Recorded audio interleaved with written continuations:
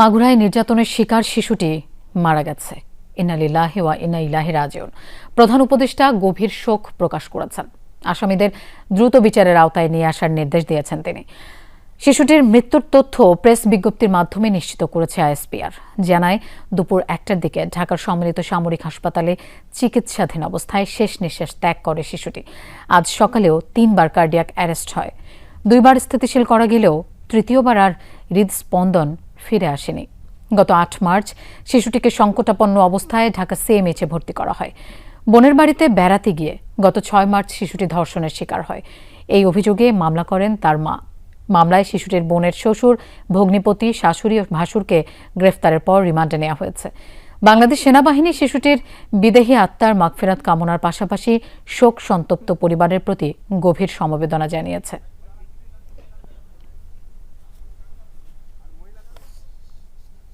দর্শক, এ ব্যাপারে আরো জানবো। আমাদের সাথে যোগ দিচ্ছেন সহকর্মী ভাস্কর ভাদুরী। ভাস্কর, আইএসপিআর কিছুক্ষণ আগেই শিশুটির মৃত্যুর খবর নিশ্চিত করেছে। এই ব্যাপারে নতুন কোনো তথ্য আছে কিনা আপনার কাছে? লোপা, প্রথমে মাগুরা জেলা হাসপাতাল, তার পরবর্তীতে ফরিদপুর জেলা হাসপাতাল, তারপরে ঢাকা মেডিকেল কলেজ হাসপাতাল এবং সবশেষ সিএমএইচে সম্মিলিত সামরিক বাহিনীর যে হাসপাতাল রয়েছে সেখানে দেশের বিশেষজ্ঞ চিকিৎসকরা দেশের সর্বোচ্চ চিকিৎসাটা দিয়েও 8 বছরের আসিয়াকে কিন্তু বাঁচানো সম্ভব হয়নি। না ফেরার দেশে আসিয়া চলে গেছে এবং পুরো দেশবাসীকে এক করে তার উপরে যে নৃশংসতা হয়েছে সেই নৃশংসতার বিষয়ে অনেক প্রশ্ন রেখে আসিয়া কিন্তু এই পৃথিবীর মায়া ত্যাগ করেছে।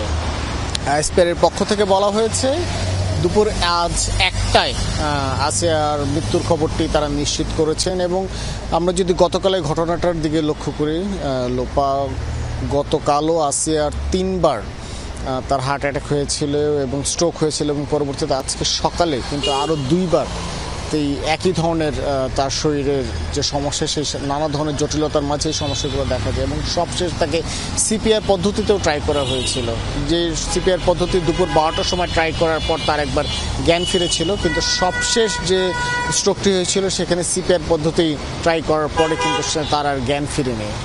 মূলত আসিয়ার এই যে বিষয় এবং আসিয়ার যে ধর্ষকরা ছিল তাদেরকে 4 জনকেই কিন্তু আইনের আওতায় নিয়ে আসা হয়েছে এবং তার মৃত্যুকে এত ছোট শিশুর উপরে এবং অমানসিক নির্যাতনকে কেন্দ্র করে পুরো দেশের মানুষ কিন্তু সরব হয়ে উঠেছিল। সকলে একটি প্রত্যাশা ছিল যে আসিয়া যেভাবেই হোক পৃথিবীতে সাধারণ জীবন ফিরে পাবে এবং রাষ্ট্রের উচ্চ পর্যায় থেকে শুরু করে একদম নিম্ন শ্রেণীর মানুষ পর্যন্ত সকলেই কিন্তু তার জন্য দোয়া করেছেন, প্রার্থনা করেছেন, কিন্তু তাদের সকলকে কাঁদিয়ে কিন্তু আসিয়া না ফেরত দেশে চলে গেছেন। তো আসিয়া যে প্রশ্নগুলো রেখে গেছেন যে এই বাংলাদেশের বিভিন্ন ধরনের যে নারী নির্যাতনের ঘটনাগুলো ঘটছে, সেই নারী নির্যাতনের ঘটনাগুলো থেকে আদৌ নারীরা কবে মুক্ত হবে, মূলত সেই প্রশ্ন রাখার পাশাপাশি তিনি সামাজিক যে নিরাপত্তা সেই বিষয়গুলো হয়তো আসিয়ার এই মৃত্যুর মাধ্যমে পুরো দেশের মানুষের সামনে ফুটে আসবে। এবং তার পাশাপাশি একটি বিষয় উল্লেখ করতে চাচ্ছি যে চিকিৎসা ব্যবস্থার কথা যদি বলি, যে আমি শুরুতে যেটা বলছিলাম যে মোট 4টি হাসপাতাল, প্রথমে মাগুরা, তারপর ফরিদপুর এবং তার পরবর্তীতে ঢাকা মেডিকেল কলেজ এবং সবশেষ সিএমএইচ হাসপাতালে সবভাবেই কিন্তু চেষ্টা করা হয়েছে আসিয়াকে যতদূর সম্ভব স্বাভাবিক জীবনে সুস্থ করে ফিরিয়ে নিয়ে আসার পরে। কিন্তু আমরা যদি 6 দিন আগে চিকিৎসকরা যে কথাগুলো বলেছেন যে তার আসিয়ার শরীরের বিভিন্ন অংশই কিন্তু ক্ষতিগ্রস্ত হয়েছে, যার ফলে তাকে স্বাভাবিক জীবনে ফেরানোটা অনেকটাই কষ্টকর হয়ে যাচ্ছিল চিকিৎসকদের জন্য। লোপা, ভাস্কর, আপনাকে ধন্যবাদ আমাদের সাথে যোগ দেওয়ার জন্য। আমরা দেখতে পাচ্ছি মাগুরা থেকে আলিমুজ্জামান আলিম আমাদের সাথে এর মধ্যে যোগ দিয়েছেন। আলিম, খুবই দুঃখজনক একটি খবর আমরা জানতে পারলাম, শিশুটিকে আর বাঁচানোই গেল না। আসামিদের কি অবস্থা? এই মামলার তদন্ত কাজ কত দূরে গিয়েছে? আসামিরা কিছু বলেছে কিনা? আপনি এই ব্যাপারে কোনো তথ্য আছে কিনা সেটা একটু জানতে চাই। লোপা, আসলেই খুবই দুঃখজনক ঘটনা। আজ কয়েকদিন ধরেই কিন্তু মাগুরাই এই একটি বিষয় নিয়েই কিন্তু মানুষের মুখে সবসময় কিন্তু এই শিশুটিকে নিয়েই তারা কথা বলছিল। তো আমরা যতদূর জেনেছি, পুলিশের সাথে কথা বলেছি, আমরা আমাদেরকে যেমনটি জানিয়েছে যে আসামি 4 জনই কিন্তু এখন পুলিশ রিমান্ডে রয়েছে।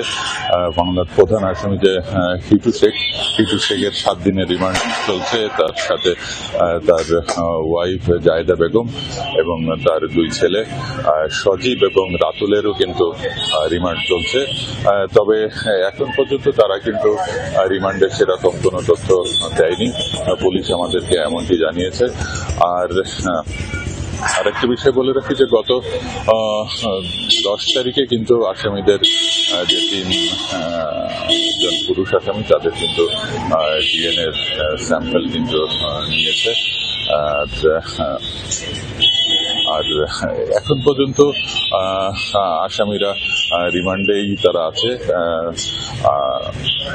আমাদেরকে খুব একটা তেমন কোনো তথ্য কিন্তু পুলিশ আমাদেরকে এখন পর্যন্ত দিতে পারেনি।